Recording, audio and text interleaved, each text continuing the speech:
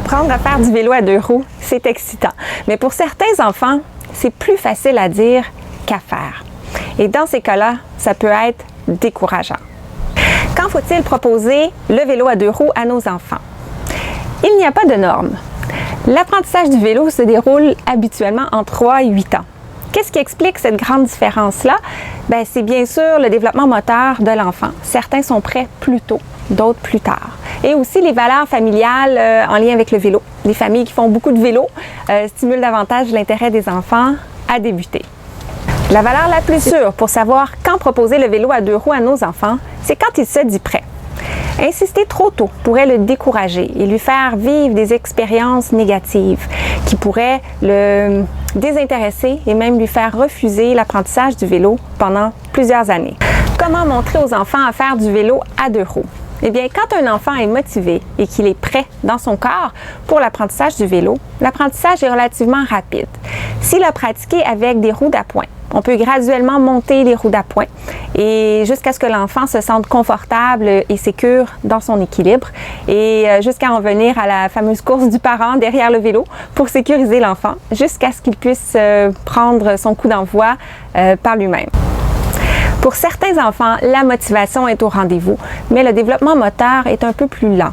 Dans ces cas, relever les roues d'appoint est peut-être une marche trop grande à franchir pour y arriver. Alors, ce que je propose dans ce temps-là, c'est de peut-être trouver des micro-objectifs, de briser l'apprentissage en des petites étapes qui vont être plus faciles à franchir pour favoriser les expériences de succès chez l'enfant et qui puisse poursuivre son apprentissage sans se décourager. Même si ça se déroule assez facilement pour beaucoup d'enfants, le vélo à 2 roues, c'est pas une tâche facile pour le corps. Qu'est-ce que ça prend? 4 choses. Ça prend un bon contrôle postural, c'est-à-dire un bon contrôle de la musculature des fléchisseurs du devant du corps et des extenseurs du derrière du corps, entre autres. Ça prend aussi une bonne capacité à dissocier les mouvements du côté droit et du côté gauche du corps, parce que les 2 côtés du corps vont faire des actions qui sont réciproques, donc une après l'autre avec un certain rythme.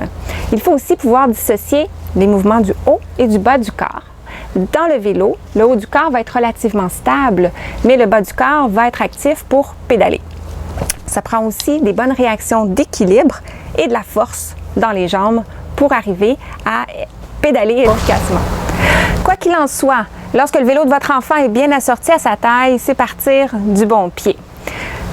Quand votre enfant est debout à côté de son vélo, la selle devrait lui arriver à peu près entre la taille et la poitrine. Une fois qu'il est assis sur son vélo, il devrait avoir à peu près 2 pieds entre sa pédale et le sol. Et encore une fois, quand il est assis, son coude devrait se retrouver à peu près à 90 degrés. Je suis ergothérapeute. Mon travail, c'est d'aider les enfants qui ont de grandes difficultés avec le vélo. Dans les séquences qui suivent, je vais vous présenter une série de défis moteurs pour franchir différentes étapes de l'apprentissage du vélo, une à la fois, pour s'assurer de vivre des succès et de garder la motivation. Défi 1. Marcher à côté de mon vélo en contournant des obstacles.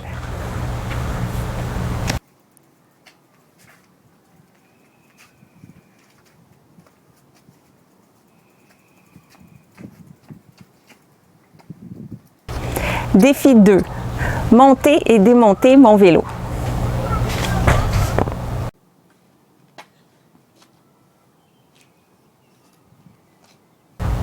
Défi 3. Enfourcher mon vélo, marcher. En principe, les pédales n'y sont plus. Marcher et contrôler mes arrêts avec les freins.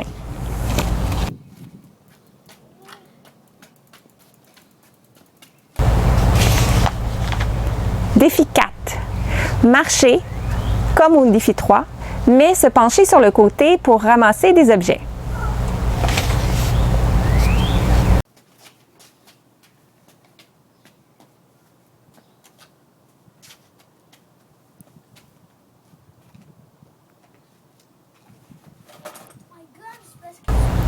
Défi 5. M'asseoir sur le siège, me balancer côté-côté et attraper mon poids sur chacun des pieds.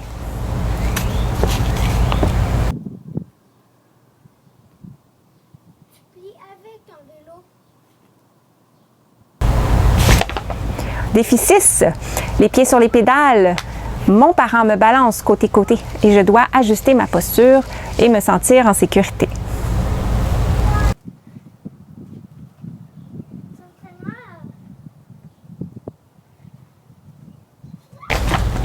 Défi 7, on fait de la trottinette en mettant un pied sur la pédale opposée et en se propulsant avec le pied qui est au sol.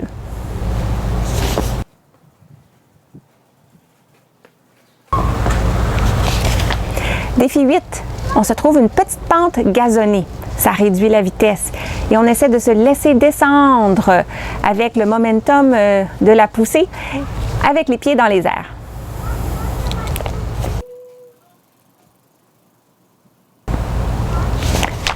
Défi 9, le défi de la pente, mais on essaie de mettre les pieds cette fois-ci sur les pédales.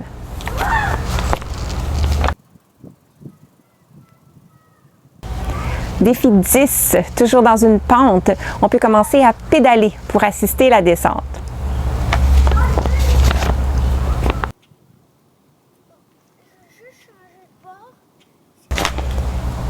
Défi 11, on est rendu à la propulsion du départ. Donc, en mettant un pied sur la pédale opposée, votre enfant essaie de pédaler pour partir le vélo.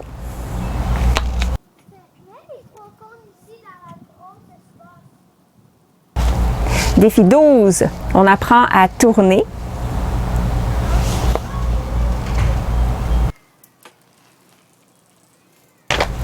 Défi 13, on est prêt pour essayer la rue avec de la supervision bien sûr et on commence à parler de règles de sécurité, surtout lorsqu'il s'agit de contourner les voitures stationnées et d'éviter les voitures qui sont en route.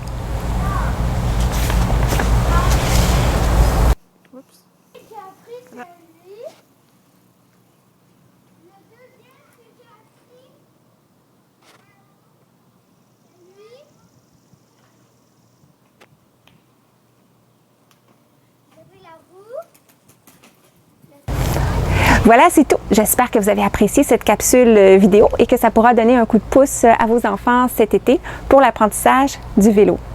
N'hésitez pas si vous avez des questions. Je suis ouverte à travailler sur des capsules sur une variété de sujets qui touchent l'ergothérapie, bien sûr. Si vous avez aimé, n'hésitez pas à partager la capsule vidéo et à vous abonner pour ne rien manquer. Alors, à la prochaine!